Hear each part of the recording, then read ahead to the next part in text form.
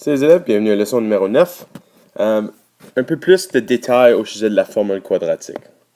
Ok, alors premièrement, on va discuter du discriminant. On appelle le discriminant la valeur à l'intérieur de la racine ici. C'est b au carré moins 4ac. Alors, cette valeur ici détermine de l'information au sujet de ton graphique original.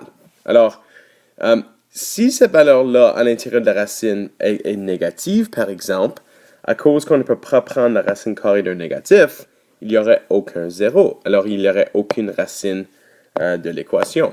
Alors, regardons les différentes options qui arriveraient. Alors, la valeur à l'intérieur de la racine. Quand la valeur du discriminant est positive, la valeur de b au carré moins 4ac est plus grande que 0.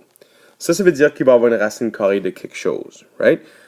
Il va avoir moins b plus ou moins quelque chose divisé par 2a, qui veut dire qu'il va avoir deux racines réelles et distinctes. Il va avoir deux différentes valeurs. Alors, un graphique qui représenterait ça, ce serait par exemple peut-être quelque chose comme ceci. Alors, il y aurait deux zéros, right? 1 et 2. Alors, quand la valeur du discriminant est positive, il va avoir deux zéros distincts. OK, quand la valeur du discriminant est égale à 0, alors je retourne à l'équation ici. Alors, si ça c'est égal à 0, le plus ou moins égal de 0, ça ne change rien. Alors vraiment, qu'est-ce qui arrive, c'est que toute cette partie-là est éliminée et tout ce qu'on a, c'est 1, 0. Alors, il y a une racine double. OK, alors on peut parler peut-être un peu plus de ça en classe, mais vraiment, il y a un 0 et c'est un 0 qui est répété.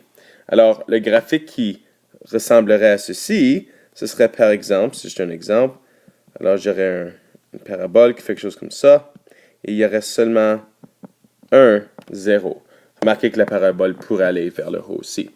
Alors, quand il y a le discriminant est égal à 0, il y a une racine double, alors c'est vraiment un facteur qui est répété, right? Alors, il y a deux racines réelles identiques. Ça, c'est la même racine. OK. Et ensuite, la troisième option, c'est quand le discriminant est négatif. Encore, je répète, si la valeur à l'intérieur de la racine est négative, tu ne peux pas prendre la racine carrée d'un négatif. Alors, ça, ce serait un exemple où il n'y aurait aucun zéro, il n'y a aucune racine réelle de l'équation, et veut dire que le graphique aurait l'air quelque chose comme ceci, right? Où on ne croiserait pas l'axe des x. OK.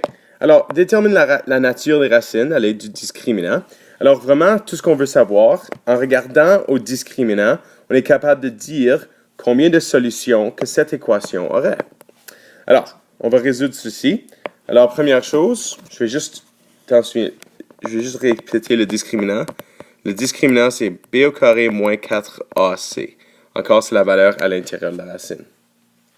Alors, si je prends l'exemple a ici, je vais avoir b au carré, 3 au carré, moins 4 fois a, qui est moins 2, fois c, qui est 8. Ça, c'est 9. Remarquez qu'il y a deux négatifs ici, qui veut dire que ça va être positif. Donc, 9 plus 8 fois 8, qui est 64, 73. OK. Le discriminant positif veut dire, donc, il y a deux racines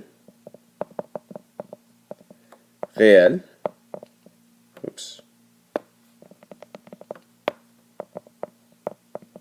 Réelles, distinctes. OK, encore en parenthèse, ça veut juste dire il y a deux zéros. OK? Alright, deuxième exemple. Changer de couleur. Première chose que je vais faire, je vais résoudre pour égal à 0. Donc, je vais avoir 3x carré moins 5x plus 9 égale 0. Okay? Et ensuite, je vais compléter et trouver le discriminant. Alors, j'ai moins 5, la valeur de b, au carré, moins 4 fois a fois c. J'ai 25. Alors, encore ici, il y a un négatif pour tout ça. Alors, ça va être négatif. Et 12 fois 9, qui est 108. Donc, on a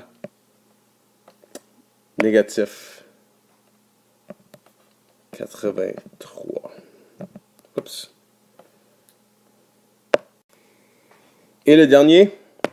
Alors, ici, qu'est-ce que je vais faire pour commencer? J'ai déjà égal à 0, qui est un bon départ. On préfère pas travailler avec les fractions. C'est la première chose que je vais faire. Je vais juste éliminer le fait qu'il y a des fractions ici. La première chose que je vais faire, je vais juste multiplier tout par 4. Okay, remarquez que je peux faire ça à cause que c'est une équation. Right? Ça, c'est égal à 0. Alors, ceci va changer la valeur du discriminant, mais ça ne va pas changer si c'est positif, négatif ou si c'est égal à 0. Alors, on a maintenant x au carré moins 12x plus 36 égale à 0. OK, la valeur du discriminant, moins 12 au carré, moins 4 fois A fois C. J'ai 144 moins, alors encore un négatif pour tout ça. Ça c'est négatif. Moins 144 qui nous donne 0.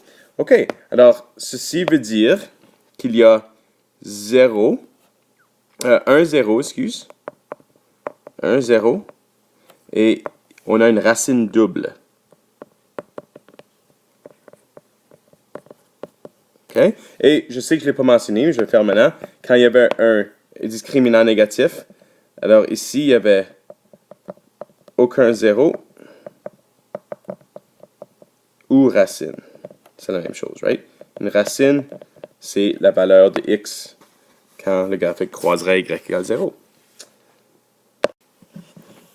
OK, là qu'on a appris un peu plus au sujet de la formule quadratique, on va aussi identifier... Alors, on sait déjà que ça, c'est les zéros de notre graphique, right?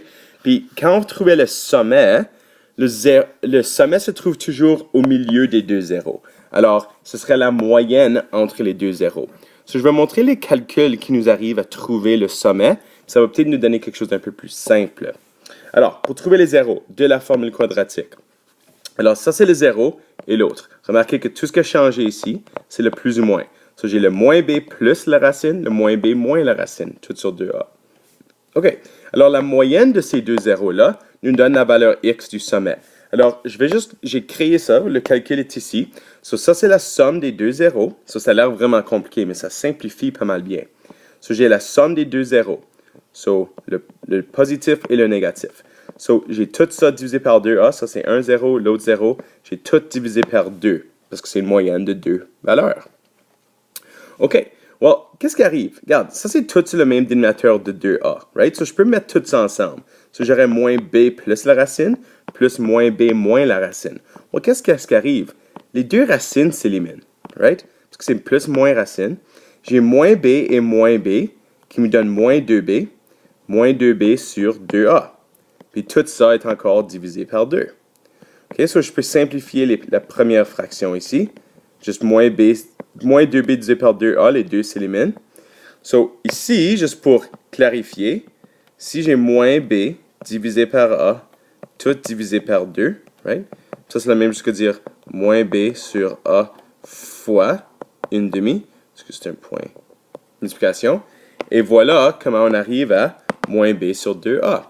Alors, le sommet, à cause que c'est la moyenne entre les deux zéros, peut toujours être trouvé utilisant l'équation x égale à moins b sur 2a. Le raisonnement de l'équation x égale à moins b sur 2a qui nous donne la valeur x du sommet.